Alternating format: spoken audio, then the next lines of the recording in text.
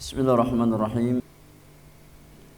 Assalamualaikum warahmatullahi wabarakatuh.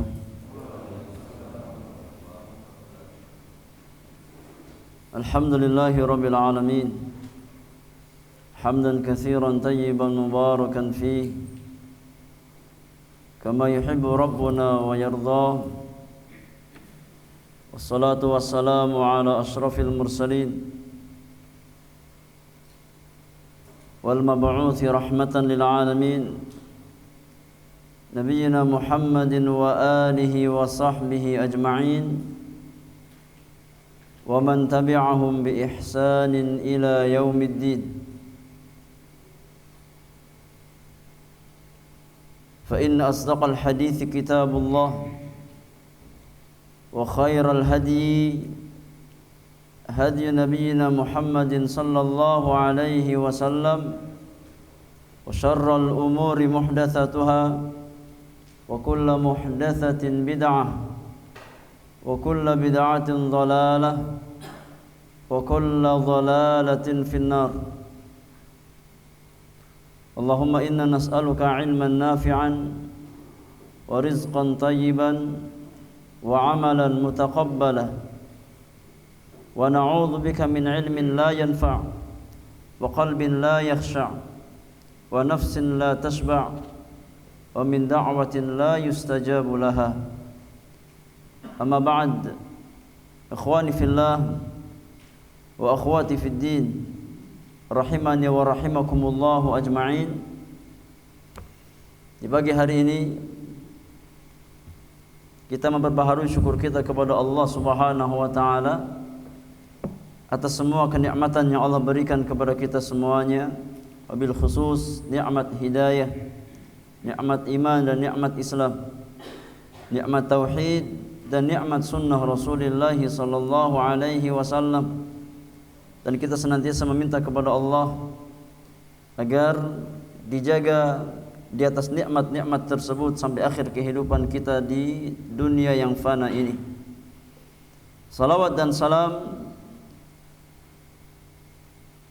semoga tercurahkan kepada qudwah hasanah kita Rasulullah sallallahu alaihi wasallam, kepada keluarga beliau, sahabat-sahabat beliau, serta setiap umat Rasulullah sallallahu alaihi wasallam yang senantiasa berusaha istiqamah di atas tuntunannya, di atas jalan yang digariskan oleh Allah dan Rasulnya sallallahu alaihi wasallam sampai hari kiamat nanti. Dan semoga kita semua yang hadir di tempat ini Allah jadikan sebagai umat Rasulullah sallallahu alaihi wasallam yang berusaha untuk mengkaji petunjuk beliau dan istiqamah berjalan di atas tuntunan beliau alaihi salatu wassalam. Ikhwani fillah wa akhwati fiddin, rahimakumullahu ajma'in. Mari kita lanjutkan pelajaran kita di dalam mengkaji risalah Mukhtasar Kitabil Ilmi atau intisari kitab Al-Ilmu, risalah sederhana yang saya ringkas dari Kitabul Ilmi, buah karya Fadilatul Syekh Al-Allamah Faqihuz Zaman Muhammad Ibn Salih Al-Utsaimin rahmatullahi ta'ala alaihi rahmatan wasi'atan. Kita masih membahas pasal yang kedua dari bab yang pertama tentang fadailul ilmi, keutamaan ilmu. Dan di pagi hari ini kita akan masuk dengan izin Allah Subhanahu wa taala fadilah ilmu yang ke-9. Al-fadilatu at-tasi'atu min fadailil ilmi. Fadilah yang ke-9 di antara fadilah ilmu atau fadilah menuntut ilmu syar'i, menuntut ilmu agama. Baik, silakan yang punya buku aslinya buka halaman ke-13, yang punya terjemahan buka halaman yang ke-38. Silakan dibaca. poin yang ke-9.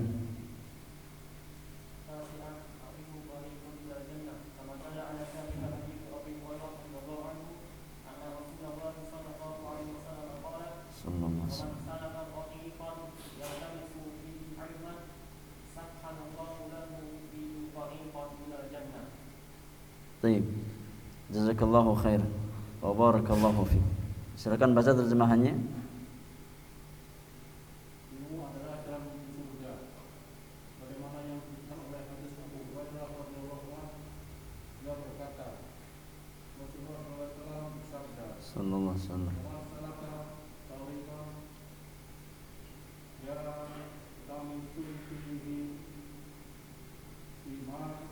Ilman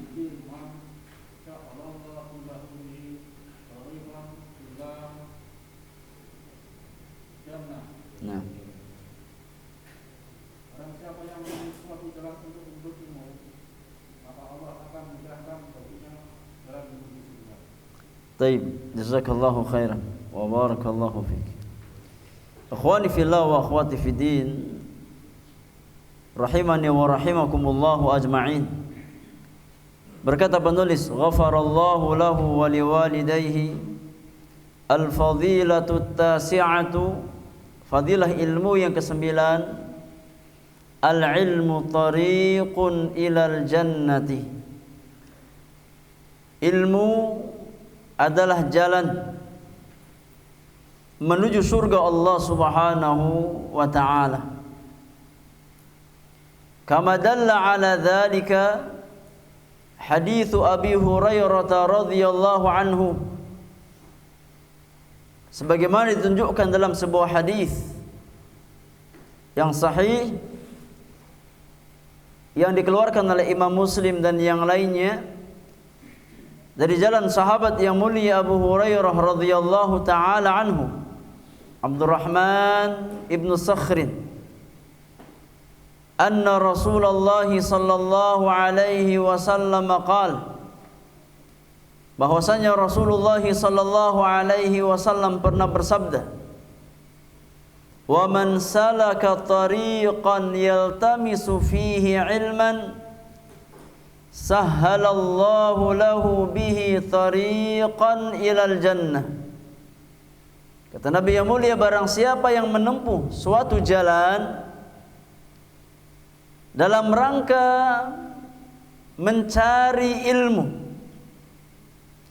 dalam rangka menuntut ilmu, dalam rangka mempelajari ilmu, dan ilmu yang dimaksud adalah ilmu din, ilmu syar'i, ilmu agama.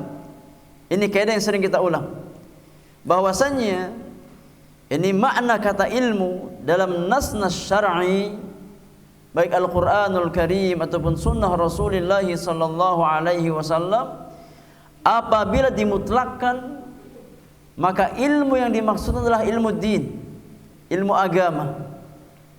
Kata Nabi yang mulia, barang siapa yang menempuh suatu jalan dalam rangka mencari ilmu, dalam rangka menuntut ilmu, maka Allah akan mudahkan baginya jalan menuju surga Allah Subhanahu wa ta'ala.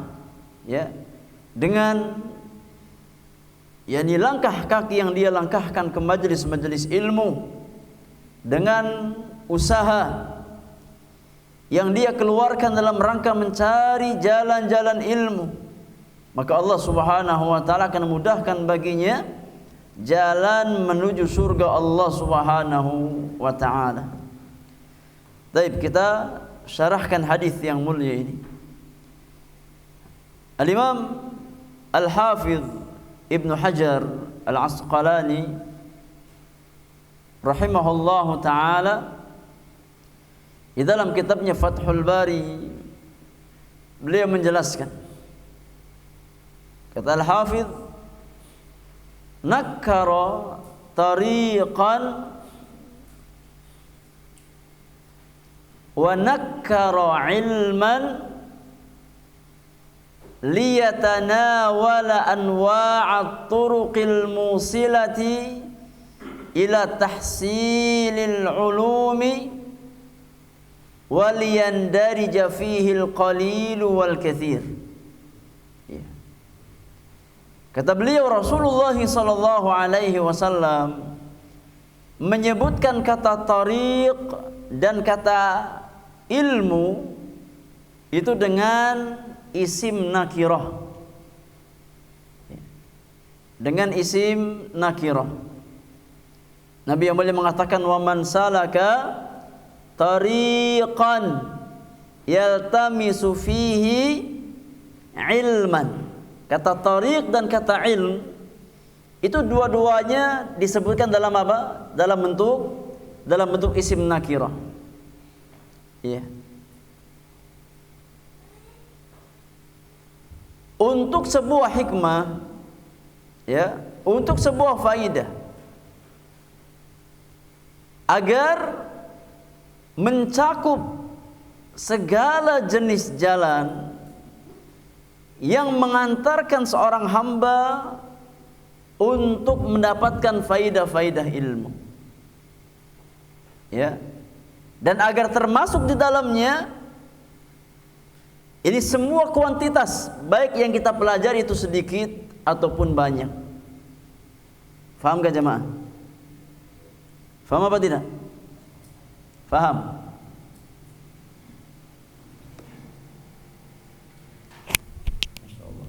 Banyak gantungannya ini.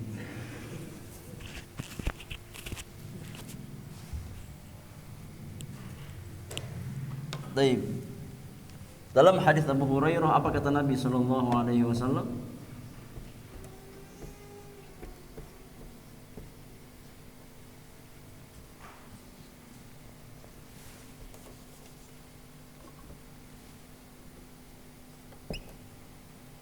Apa kata Rasulullah?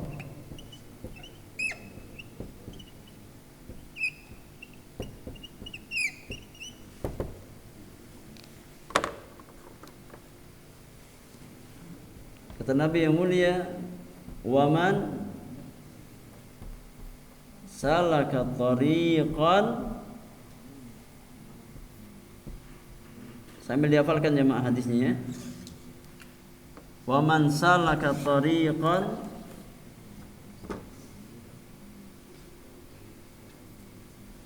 yaltamisu fihi ilman sahhalallahu lahu bihi tariqan ilal jannah." Ya. Dihafalkan hadisnya pendek. Ini hadis yang sangat luar biasa yang menjadi motivasi bagi setiap penuntut ilmu untuk senantiasa istiqamah di atas jalan-jalan ilmu. Kata Nabi yang mulia, "Wa man salaka tariqan." Barang siapa yang menempuh suatu jalan, tariqan, yaltamisu fihi ilman, dalam rangka mencari ilmu, dalam rangka menuntut ilmu, sahhalallahu lahu bihi tariqan ilal jannah. Perhatikan kata Al-Hafidz Ibnu Hajar. Rasulullah sallallahu alaihi wasallam menyebutkan kata tariq dan kata ilm dalam bentuk apa? Dalam bentuk nakirah, isim nakirah. Tentu ini kata yang enggak asing bagi antum semuanya. Isim nakirah, isim ma'rifat, ya. Ini sesuatu yang enggak asing. Apa buktinya? Kalau ini isim nakirah adanya tanwin. Ya, sebagai tanda nakirah adanya apa? Tanwin. Faidah tatkala Nabi sallallahu alaihi wasallam menyebutkan kata jalan dan kata ilmu dalam bentuk nakirah, itu faidahnya dua kata Al-Hafidz. Ya. Yang pertama, Nabi sebutkan kata tariq, ya, tariqan dalam bentuk isim nakirah, ya, liyatanawal anwa' at-turuqil musilati ila tahsilil ulum. Ya. Nabi sebutkan dalam bentuk nakira agar sifatnya umum. Ya, agar sifatnya umum, mencakup semua jalan yang mengantarkan seorang hamba kepada ilmu pengetahuan. Karena jalan-jalan ilmu itu banyak, jamaah. Ya, jalan-jalan ilmu itu banyak, nggak cuma satu. Ya. Di antara jalan ilmu adalah mendengar penjelasan seorang guru. Ya, datang ke kajian, menyimak, mendengarkan penjelasan seorang guru. Ini jalan ilmu. Ya. Di antara jalan ilmu apa? Bertanya. Tatkala kita nggak tahu, kita bertanya, apa hukum ini, apa hukum itu. Ini termasuk jalan apa? Jalan ilmu. Ya. Di antara jalan ilmu apa? Di antara jalan ilmu adalah ini membaca. Ini juga termasuk jalan ilmu. Makanya Nabi SAW menyebutkan kata jalan, kata tariq dengan isim nakirah agar mencakup setiap jalan yang ditempuh seorang muslim dan muslimah dalam rangka mencari ilmu. Ya, maka tatkala kita datang ke kajian, melangkahkan kaki kita ke majelis-majelis ilmu, masuk makna hadis ini, wa man salaka tariqan yaltamisu fihi ilman. Ya. Tatkala kita bertanya ya kepada salah seorang yang berilmu tentang permasalahan yang tidak ketahui, masuk dalam makna wa man salaka tariqan. Tatkala kita membaca buku-buku para ulama ya dalam rangka mencari ilmu yang bermanfaat, masuk dalam makna wa man salaka tariqan. Ini faedahnya. Kenapa Nabi SAW menyebutkan kata tariq dengan isim nakirah? Agar sifatnya apa? Sifatnya umum, mencakup setiap wasilah yang mengantarkan seorang hamba untuk mendapatkan ilmu yang bermanfaat. Paham di sini? Ya. Kemudian kata ilmu juga Nabi sebutkan dengan isim nakirah. Ya. Dengan isim nakirah, ilman. Wa man salaka tariqan yaltamisu fihi ilman. Hikmahnya kata Al-Hafidz Ibnu Hajar, ya. Liyandarija tahtahu al-qalilu minhu wal kathir. Ya. Nabi sebutkan kata ilmu dalam bentuk isim nakirah agar masuk ke dalamnya baik kuantitasnya sedikit ataupun kuantitasnya banyak. Yakni satu hadis yang kita pelajari di majelis ilmu, maka masuk makna wa man salaka tariqan yaltamisu fihi ilman. Dua hadis yang kita bahas di majelis ilmu masuk dalam makna wa man salaka tariqan yaltamisu fihi ilman. Begitu pula tatkala kita ada daurah bahas puluhan hadis, ratusan hadis, maka masuk dalam makna wa man salaka tariqan yaltamisu fihi ilman. Yani ilmu yang kita pelajari itu baik kuantitasnya sedikit ataupun banyak, maka masuk dalam keutamaan menuntut apa? Menuntut ilmu. Ini faedahnya. Kenapa Nabi SAW menyebutkan kata jalan dan kata ilmu dengan bentuk isim nakirah, ya, agar memiliki makna apa? Memiliki makna umum. Ya. Maka ini diantara karunia, ya, di mana setiap wasilah yang kita gunakan, setiap wasilah yang kita tempuh dalam rangka mencari ilmu adalah wasilah yang mengantarkan kita untuk dimudahkan jalannya ke surga Allah Subhanahu wa taala.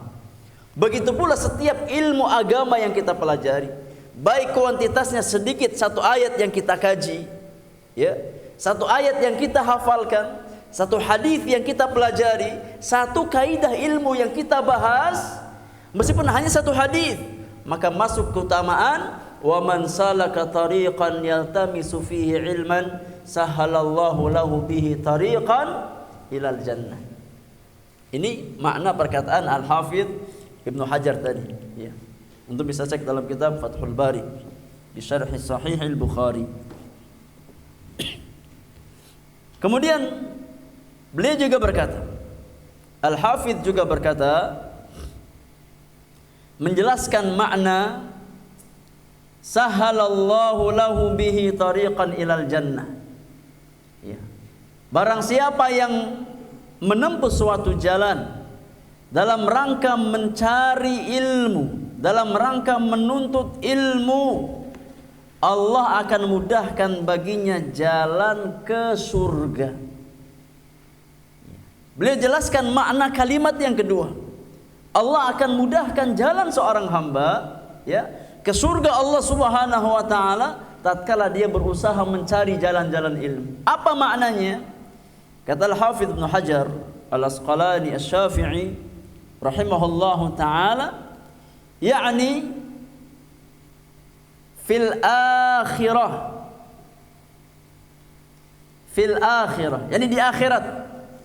Seorang hamba yang tatkala dalam kehidupan dunia ringan langkah kakinya ke majelis-majelis ilmu, maka di akhirat Allah ringankan langkah kakinya kemana?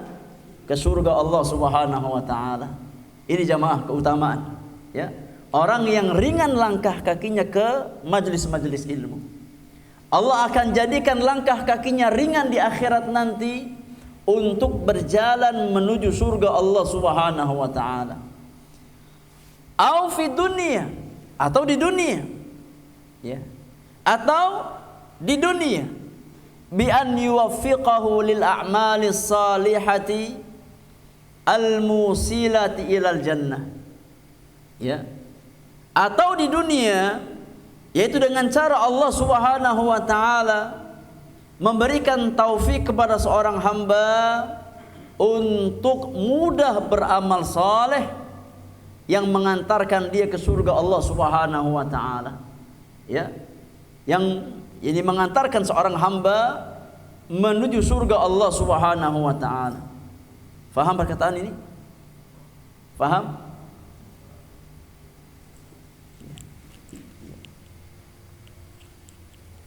Jadi Al-Hafidz Ibnu Hajar beliau mengomentari makna hadis Rasulullah, Allah akan mudahkan jalannya ke surga. Maknanya apa? Maknanya kata beliau, bisa di akhirat, bisa di dunia. Ya. Bisa di akhirat, bisa di dunia. Beliau mengomentari potongan ini yang kedua ini. Sahalallahu lahu bihi tariqan ilal jannah. Allah akan mudahkan jalannya menuju surga Allah Subhanahu wa taala. Kata beliau, hadis ini ada dua makna. Yang pertama itu di akhirat, fil akhirah. Iya. Di akhirat, bahwasannya orang yang ringan langkah kakinya ke majelis-majelis ilmu, Allah pun akan meringankan langkah kakinya di akhirat kemana? Ke surga Allah Subhanahu wa taala. Ya. Kenapa jemaah yang Allah muliakan? Kenapa? Karena kaidah mengatakan bahwasannya al jazaa'u min jinsil amal. Ini kaidah yang harus kita fahami bersama. Ya.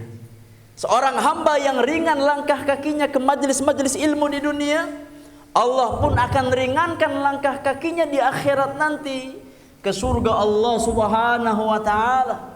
Karena kaidah dalam agama kita mengatakan bahwasannya al jazaa'u min jinsil amal. Balasan seseorang itu akan dia dapatkan sesuai dengan jenis amal yang dia lakukan. Tatkala seorang hamba semasa hidupnya di dunia ringan langkah kakinya ke taman-taman surga, ini majelis-majelis ilmu, maka di akhirat pun Allah akan ringankan langkah kakinya ke surga Allah Subhanahu wa taala. Ya. Oleh karenanya, ya, di antara faktor yang meringankan langkah seseorang ke surga Allah Subhanahu wa taala adalah sejauh mana dia berusaha untuk datang ke majelis-majelis ilmu. Ini makna yang pertama. Yakni hadis ini maknanya di akhirat. Allah akan mudahkan langkah seseorang yang berusaha mencari ilmu untuk mudah jalan ke surga Allah Subhanahu wa taala. Atau di dunia, bisa juga dibawa ke makna yakni dunia. Fit dunia. Apa maknanya Allah akan mudahkan jalannya ke surga dalam kehidupan dunia?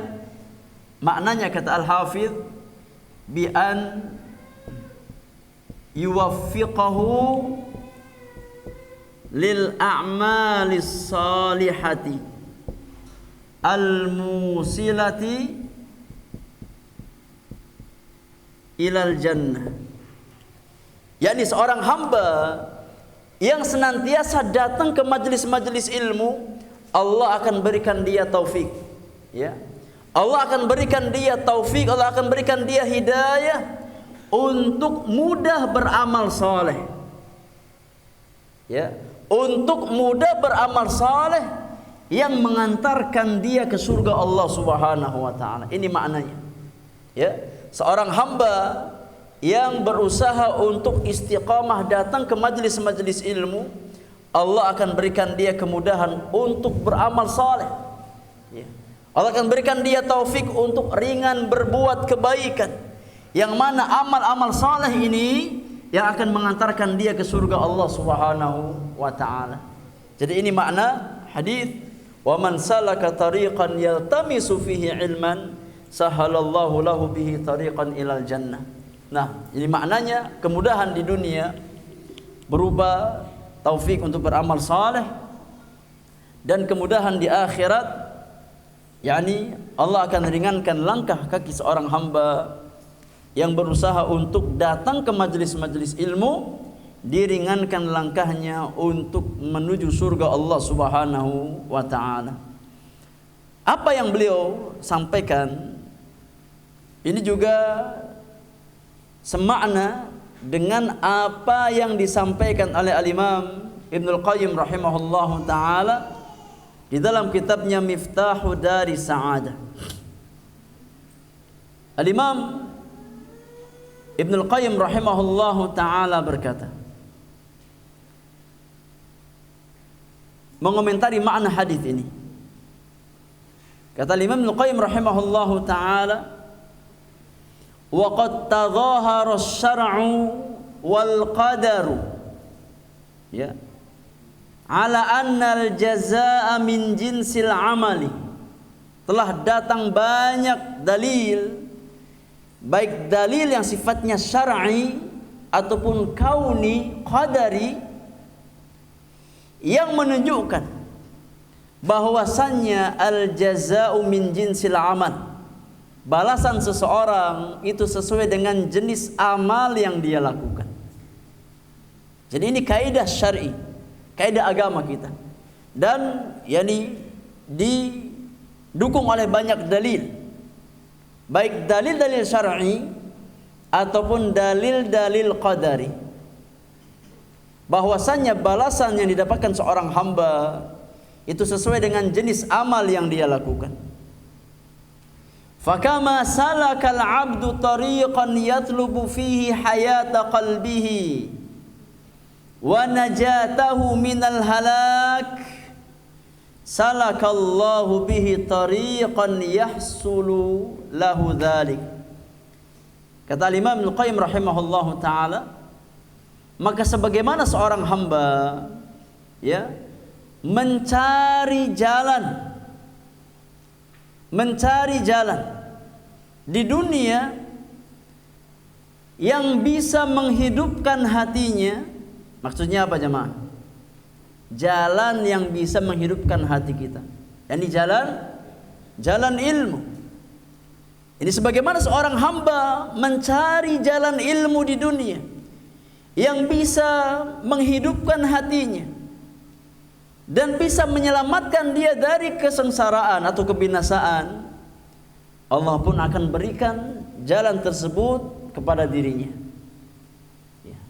Tatkala seorang hamba berusaha mujahadah untuk mencari jalan-jalan kehidupan bagi hatinya, untuk mencari jalan-jalan keselamatan ya, yakni jalan-jalan ilmu, maka Allah Subhanahu wa taala akan berikan apa yang dia cari tersebut. Dan itu janji Allah Subhanahu wa taala. Itu janji Allah Subhanahu wa taala.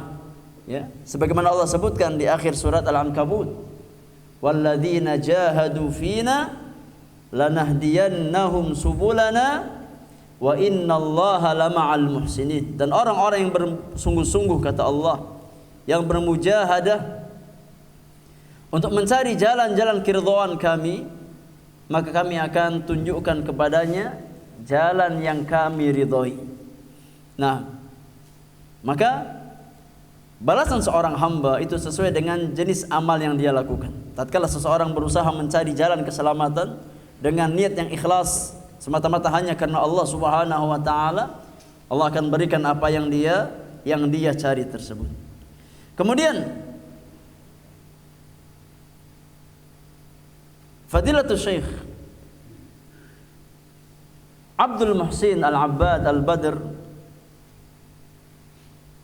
salah seorang ahli hadis, ya, senior yang masih hidup di zaman ini, salah seorang ini ulama di kota Rasulullah sallallahu alaihi wasallam, sekaligus sebagai pengajar tetap di Masjid Nabawi.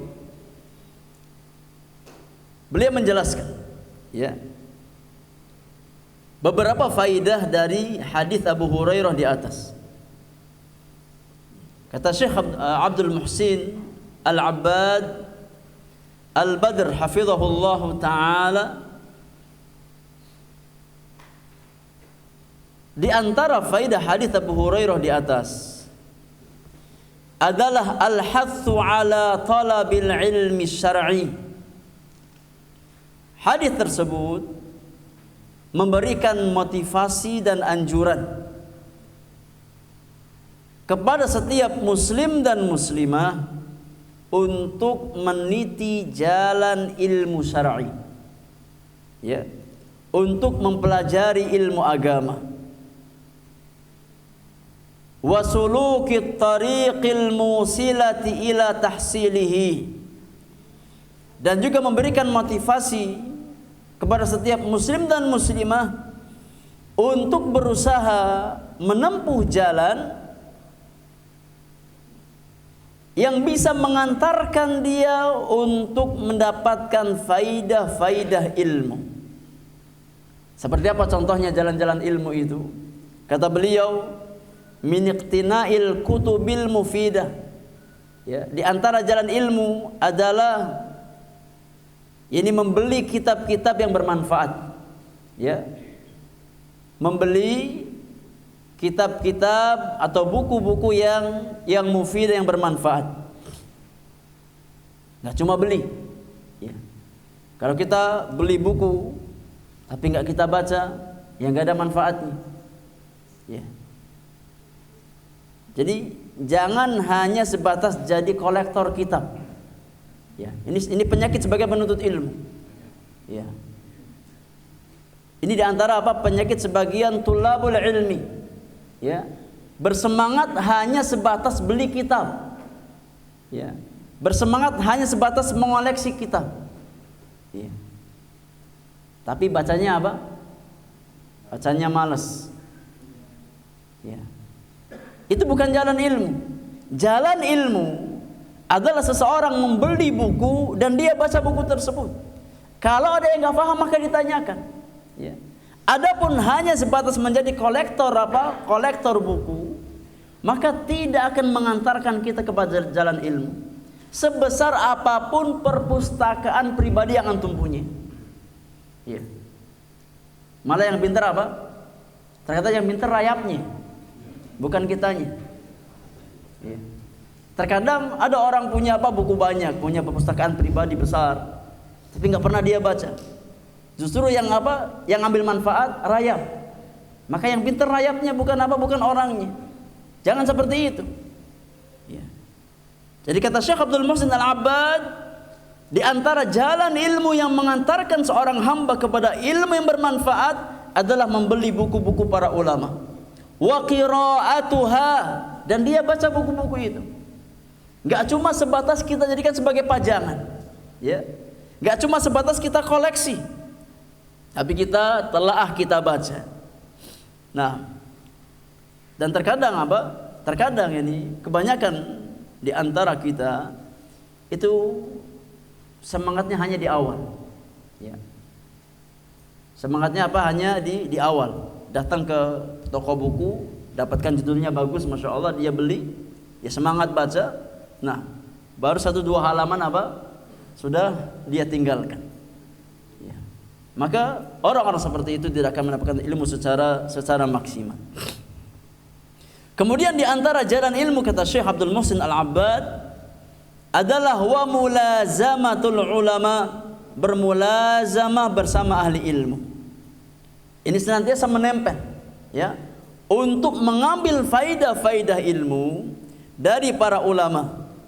Wal akhdhu anhum, mengambil ilmu, belajar ilmu dari para ulama. Wa ghairu dzalika, dan jalan-jalan ilmu yang lainnya.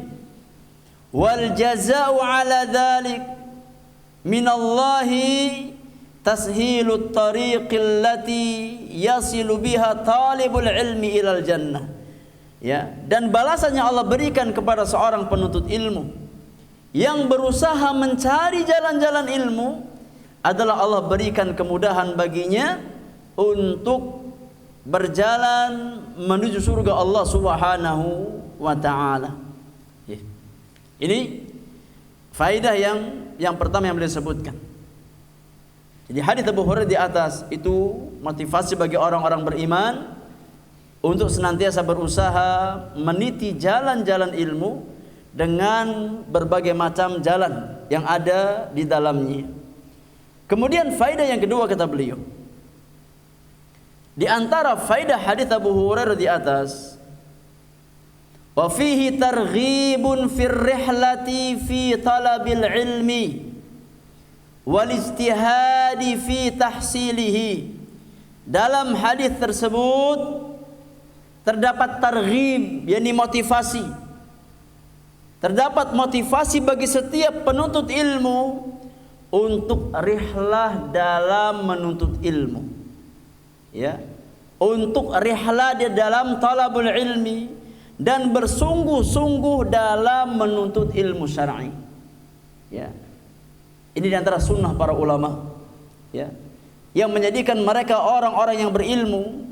Ya, di antara sunnah para ulama adalah rihlah ke taman-taman surga. Ya.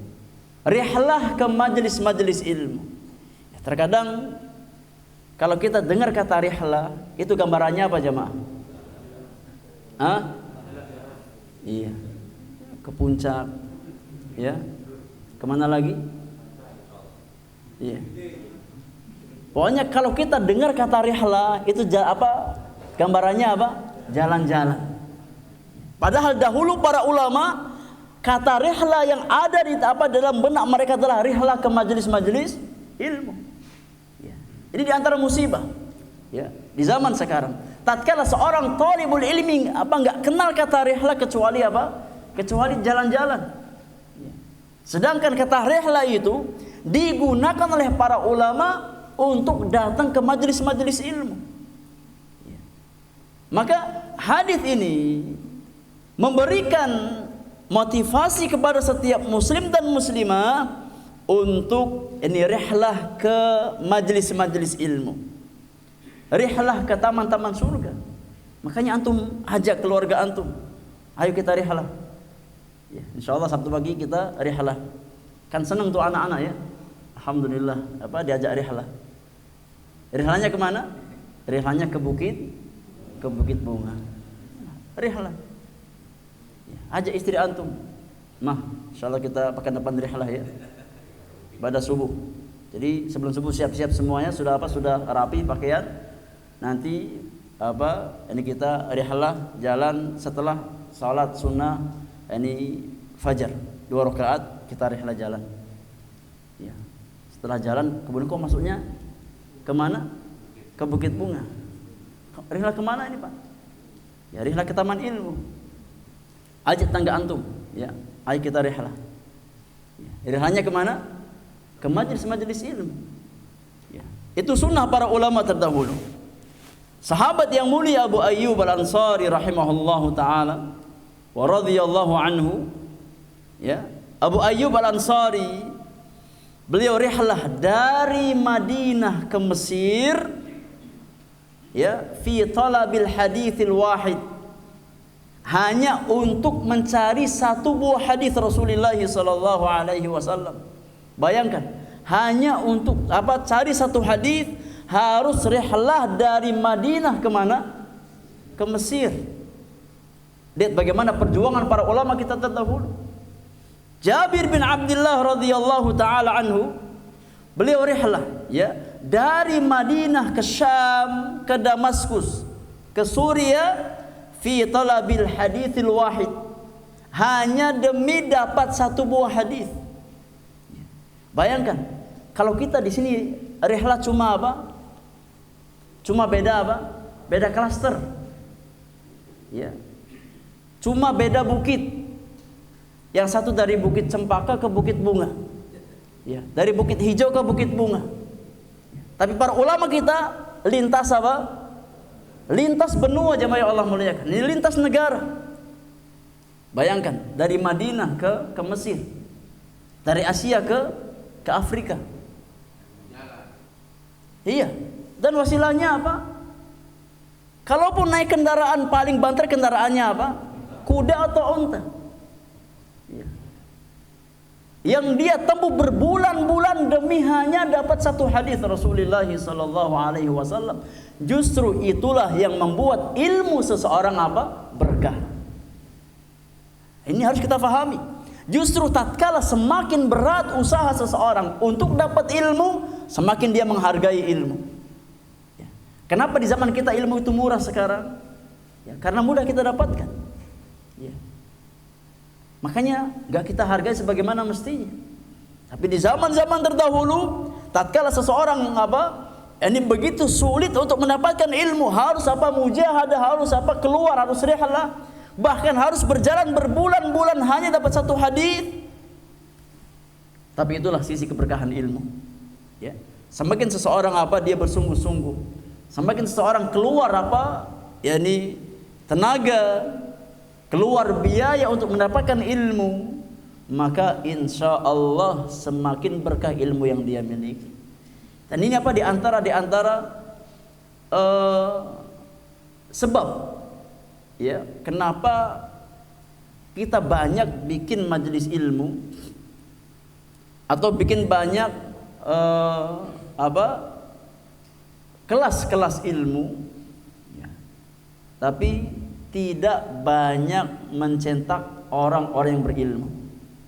Ya. Di antara sebabnya karena kurangnya kita di dalam ta'zim al-ilmi. Ya. Kurangnya kita di dalam mengagungkan ilmu. Ya. Kita menganggap remeh ilmu, menganggap remeh majelis-majelis ilmu. Ya, enggak kita muliakan, enggak kita agungkan, enggak kita tinggikan. Tatkala seseorang menganggap rendah ilmu, maka tidak mungkin dia ditinggikan oleh ilmu. Tidak mungkin. Ini kaidah. Tatkala seseorang menganggap remeh majelis-majelis ilmu, jangan harap dia mendapatkan ketinggian ilmu. Nah, karena kaidah mengatakan man la yukrimul ilma la yukrimuhul ilmu. Barang siapa yang tidak memuliakan ilmu, maka ilmu tidak akan memuliakan dirinya. Ya. Barang siapa yang tidak memuliakan ilmu, jangan harap dimuliakan oleh ilmu. Ya. Kalau di majelis ilmu kita nggak memuliakan, ya, nggak mengagungkan majelis ilmu, nggak pakai adab, ya, jangan harap kita mendapatkan kemuliaan ilmu. Ilmu itu tinggi jamaah. Ilmu itu tinggi. Dan hanya Allah berikan untuk orang-orang yang memberikan ilmu haknya. Ilmu hanya Allah berikan kepada orang-orang yang memberikan ilmu hak ilmu, mengagungkan ilmu, memuliakan ilmu, ya, mengagungkan majelis-majelis ilmu, mengagungkan para pembawa ilmu. Itulah di antara kunci keberkahan ilmu yang dimiliki oleh seseorang ada seorang talibul ilmi. Nah, kemudian faedah yang ketiga, kata Syekh Abdul Muhsin Al-Abbad hafizahullah taala, kata beliau, wa fihi la budda min al-ikhlasi fi talabil ilmi. Ya. Hadis di atas, ini hadis Abu Hurairah juga memberikan faedah kepada kita semuanya bahwasannya di dalam menuntut ilmu seseorang harus membawa keikhlasan. Di dalam menuntut ilmu harus membawa niat-niat yang ikhlas lillahi ta'ala, semata-mata hanya karena Allah subhanahu wa ta'ala. Ya. Kita harus membawa niat yang tulus di dalam menuntut ilmu. Li'anna al-ilma tariqun min turuqil jannah, karena ilmu adalah jalan di antara jalan-jalan ke surga. Wal jannatu la tasluh illa lil mukhlisin, dan surga itu tidak layak kecuali bagi orang-orang yang ikhlas di dalam niatnya. Nah, maka ini apa pelajaran bagi seorang penuntut ilmu untuk senantiasa menghadirkan niat yang lurus tatkala datang ke majelis-majelis ilmu. Ya. Karena keberkahan ilmu yang kita dapatkan, kebaikan ilmu yang kita dapatkan, manfaat ilmu yang kita dapatkan itu berjalan lurus dengan kebaikan niat-niat kita. Barang siapa yang ke majelis-majelis ilmu membawa niat yang baik, membawa niat yang ikhlas karena Allah Subhanahu wa taala, maka insya Allah ilmu yang dia pelajari akan menjadi kebaikan bagi dirinya. Sebaiknya tatkala seseorang datang ke majelis-majelis ilmu membawa niat yang salah, ya, bukan karena Allah Subhanahu wa taala, maka ilmu yang dia pelajari tidak akan mendatangkan kebaikan bagi dirinya. Ya, tidak akan mendatangkan kebaikan bagi dirinya. Nah, maka di antara hikmah tatkala para ulama mengawali buku-buku hadis mereka dengan hadis innamal a'malu binniyat, ya, seperti Al-Imam Nawawi dalam kitab Arba'in Nawawiyah, ya. Di hadis yang pertama apa bunyinya? Innamal a'malu binniyat. Dalam kitab Riyadhus Shalihin juga sama. Beliau bawakan hadis yang pertama, hadis tentang innamal a'malu binniyat. Al-Imam Al-Bukhari di dalam Sahih Al-Bukhari, hadis yang pertama beliau bawakan adalah innamal a'malu binniyat. Ya. Ini sebagai pelajaran bagi para penuntut ilmu bahwasanya pondasi ilmu adalah niat yang benar. Ya. Asas ilmu yang bermanfaat adalah ilmu niat yang ikhlas karena Allah Subhanahu wa taala. Karena jalan ilmu itu jalan ke surga. Ya. Sedangkan surga Allah Subhanahu wa taala tidak layak kecuali bagi orang-orang yang mukhlis, yang ikhlas di dalam beramal. Maka seorang talibul ilmi hendaknya senantiasa untuk tajdidun niyyah, memperbaharui niatnya. Dia perbaiki niatnya, ya, luruskan niatnya. Kita belajar semata-mata hanya karena Allah Subhanahu wa taala.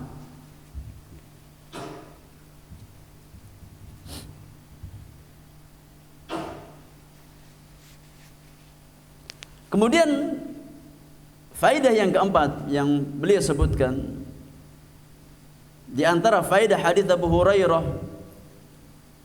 kata Syekh Abdul Muhsin Al-Abbad Al-Badr hafizahullah taala, hadis ini menjelaskan kaidah yang kita sebutkan di awal bahwasannya al-jazaa'u min jinsil amal.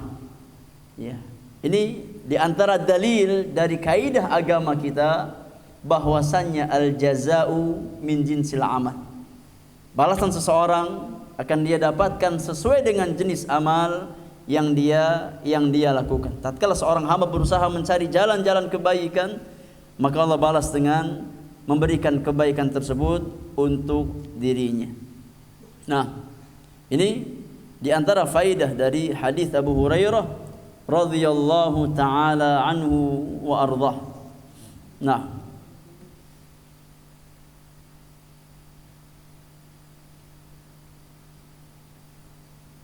taib, wallahu taala alam bissawab. Cukup anda rasa untuk materi kita di fadilah yang ke-9. Insyaallah fadilah yang ke-10 kita bahas di pertemuan yang akan datang. Taib, kalau ada pertanyaan seputar apa yang kita sampaikan di pagi hari ini, kita beri kesempatan untuk soal jawab. Jawabannya diperinci. Ya, jawabannya diperinci. Kalau memang dalam suatu situasi atau kondisi kita melihat yang bermaslahat itu yang berbayar, ya, agar peserta daurah punya komitmen untuk menyelesaikan daurah dari awal sampai akhir, maka nggak ada masalah berbayar, ya. Kalau memang itu yang lebih bermaslahat demi menjaga keistiqomahan para peserta daurah, karena memang nggak kita pungkiri terkadang ya ini kelas-kelas yang kita adakan secara gratis, tidak berbayar, itu terkadang disepelekan oleh sebagian penuntut ilmu, ya. Maka tatkala kita melihat yang bermaslahat adalah kita ini jadikan berbayar untuk menjaga komitmen mereka, maka tidak ada masalah, ya. Namun kalau kita lihat ya yang lebih bermaslahat bagi penuntut ilmu adalah dengan menggratiskan, ya, dengan cara mencari donatur untuk memberikan kemudahan bagi para penuntut ilmu, karena kita melihat ya mayoritas di antara mereka adalah memang orang-orang yang enggak mampu, dan kita tahu semangat mereka, kita tahu keistiqomahan mereka, maka tentu yang paling utama memberikan kemudahan kepada mereka, ya. Jadi terkadang kondisinya berbeda, maka di sini panitia harus jeli melihat kondisi para peserta, ya. Kalau memang yang lebih bermaslahat yang pertama, maka nggak ada masalah, ya. Namun tatkala kita melihat ya yang lebih bermaslahat adalah ini memberikan fasilitas kepada para penuntut ilmu, maka ini hukum asalnya. Ini hukum asalnya, ya, karena itu yang lebih memudahkan bagi setiap penuntut ilmu. Nah, yang jelas kita lihat yang paling bermaslahat, ya. Yang paling bermaslahat. Imma itu kita gratiskan, imma itu berbayar, ya, agar para peserta komitmen di dalam mengikuti kegiatan dari awal sampai akhir. Nah, Allahu taala a'lam.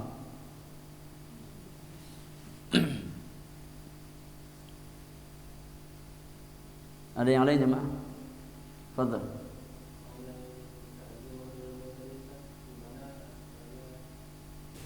Dan di antara buku yang sangat bagus, di antara risalah yang sangat bagus yang membahas tentang masalah ini adalah buku Fadilatul Syekh Saleh bin Abdullah bin Hamad Al-Utsaimin hafizahullah taala, yang berjudul Ta'zimul Ilmi, ya, buku Ta'zimul Ilmi. Kemudian diringkas oleh beliau, ya, diringkas lagi dengan judul Khulasah Ta'zimil Ilmi. Ini sebuah kaidah-kaidah, ya, yang mengajarkan kita bagaimana kita seharusnya mengagungkan ilmu. Beliau bawakan ini sekitar 20 kaidah lebih, ya, 20 ini kaidah di dalam mengagungkan ilmu, ya. Di antaranya yang pertama kata beliau adalah ikhlasun niyyah, ya. Di antara kaidah di dalam mengagungkan ilmu adalah seorang talibul ilmi datang ke majelis ilmu membawa niat yang ikhlas semata-mata hanya karena Allah Subhanahu wa taala, ya.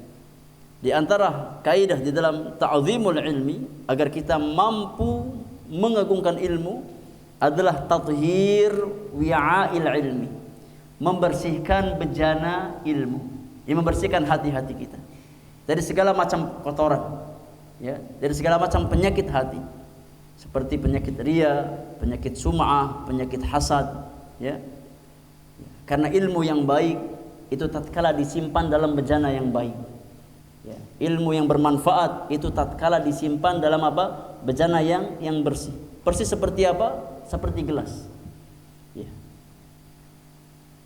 Antum diundang ke salah seorang, ini sahabat antum, dia baru pulang umroh. Ya. Disuguhkan air Zam-Zam yang dia langsung ambil dari Masjidil Haram, dari sumbernya. Ya. Antum diundang, ya, ke rumahnya, kemudian disuguhkan air apa?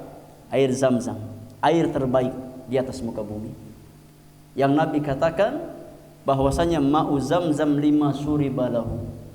Air Zam-Zam itu sesuai dengan niat orang yang meminumnya.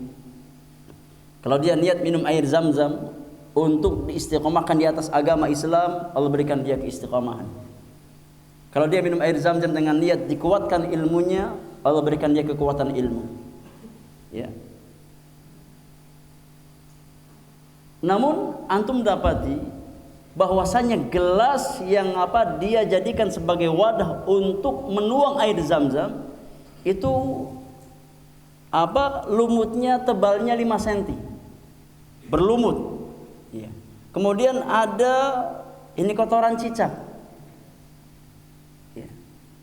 Antum dikasih, Pak, ini saya apa, bawa air Zam-Zam nih, langsung dari Mekah, dari Masjidil Haram. Tapi antum melihat itu gelas ada lumut, ada kotoran cicak, ya. Kemudian dituangkan. Kira-kira antum minum apa enggak? Antum minum apa enggak? Air Zam-Zam jemaah. Bukan air biasa, air Zam-Zam. Air terbaik. Antum minum apa tidak? Itu air dari Mekah. Langsung dari Masjidil Haram. Antum minum apa tidak? Kok enggak? Yang bermasalah apa? Airnya atau wadahnya? Ini pun sama dengan kita.